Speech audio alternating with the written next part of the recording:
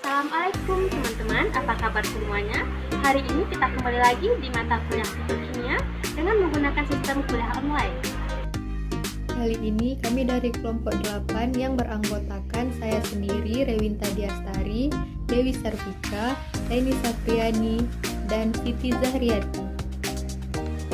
Akan membahas tentang parameter mutu sintesia spesifik dan non-spesifik. Berikut cuplikannya, jangan lupa disimak dan fokus, selamat menyaksikan. Sebelumnya, kami akan memberi sedikit gambaran untuk apa kita harus melakukan parameter spesifik dan non-spesifik. Nah, kita misalkan akan membuat suatu sediaan herbal, maka mengharuskan bahan untuk pembuatan sediaan herbal tersebut berupa ekstrak maupun simplisia. Harus melakukan uji praklinis dan standarisasinya untuk memperoleh bahan obat alam yang bermutu. Apa itu standarisasi? Standarisasi yaitu serangkaian parameter, prosedur, dan cara pengukuran yang hasilnya merupakan unsur-unsur terkait mutu kefarmasian. Mutu dalam artian memenuhi standar, yaitu standar kimia, biologi, dan farmasi, termasuk jaminan stabilitas sebagai produk kefarmasian umum, agar memperoleh bentuk bahan baku atau produk kefarmasian yang bermutu, aman, serta bermanfaat.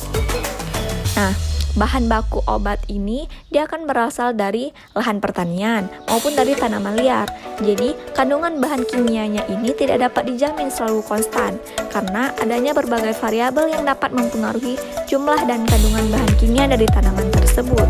Selain itu, kandungan senyawa kimia bertanggung jawab terhadap respon biologis, harus mempunyai spesifikasi kimia. Maka dari itu, dilakukanlah penetapan parameter spesifik dan parameter non-spesifik ekstrak untuk menjamin mutu dan kualitas suatu produk obat tradisional. Parameter spesifik ini adalah aspek kandungan kimia, kadar senyawa kimia yang bertanggung jawab langsung terhadap aktivitas farmakologi, sedangkan non-spesifik adalah kebalikan dari parameter spesifik, yaitu tidak terkait dengan aktivitas farmakologi secara langsung, namun mempengaruhi aspek keamanan dan stabilitas ekstrak dan sediaan yang dihasilkan. Berikut penjelasan yang diliputi oleh parameter spesifik dan non-spesifik.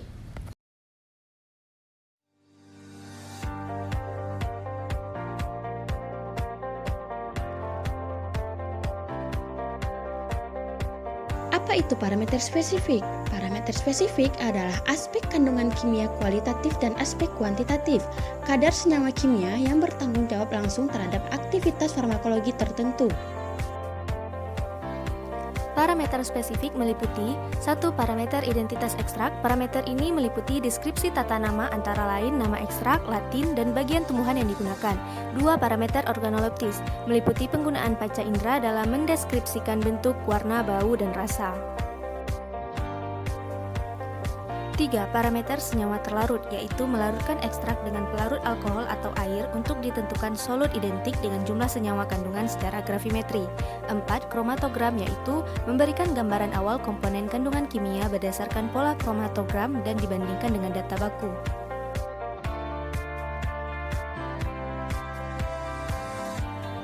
5. Parameter kadar sari merupakan metode kuantitatif untuk mengetahui jumlah kandungan senyawa dalam simplisia yang dapat tersari dalam pelarut tertentu.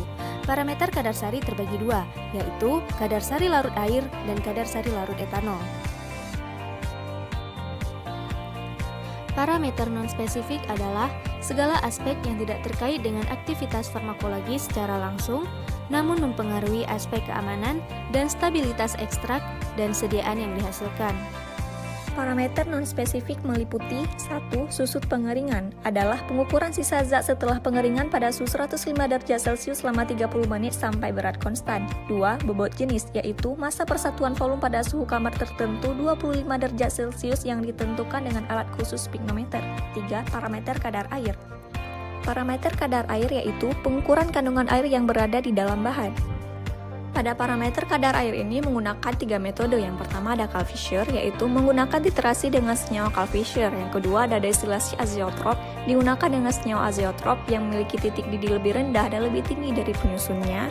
Yang ketiga ada gravimetri, digunakan dengan penguapan pada pemanasan suhu 105 derajat Celcius. 4. Kadar abu adalah bahan sisa atau residu oksida logam yang berasal dari proses pembiaran suatu bahan. 5. Parameter cemaran logam berat, yaitu menentukan kandungan logam berat secara spektroskopi serapan atom atau lainnya lebih valid. 6. Parameter sisa pelarut adalah menentukan kandungan sisa pelarut tertentu secara umum dengan kromatografi gas. 7. Parameter cemaran mikroba digunakan untuk mengidentifikasi adanya mikroba yang patogen secara analisis dengan menggunakan metode angka lempeng total. 8. Parameter aflatoksin untuk menentukan adanya jamur secara mikrobiologis dan adanya aflatoksin dengan kromatografi lapis tipis. 9. Parameter sisa pestisida menentukan sisa kandungan pestisida yang mungkin saja pernah ditambahkan atau mengkontaminasi pada bahan simplisia pembuatan ekstrak.